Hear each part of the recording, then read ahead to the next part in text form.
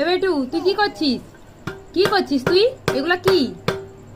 এগুলা তুমি ফেলেছো কেন বেটা? আবার কি করছিস? তোর লাঠিটা কোথায় গেল রে? উঠ, এখান থেকে ওঠো, মারবো কিন্তু আমি।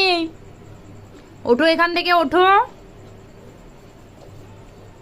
তোমাকে আর রুটি করতে হবে না, ওঠো।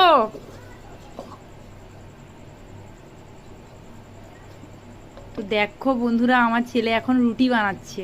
তো রুটি করতে আমি বসছিলাম, একটু বাইরে গেছিলাম একটা কাজে, তো এসে দেখি এরকম অবস্থা। তাহলে ভাবো কীরকম দুষ্টুমি হয়েছে। পুরো আটা ফেলে গোটা মেখে টেখে পুরো অবস্থা খারাপ।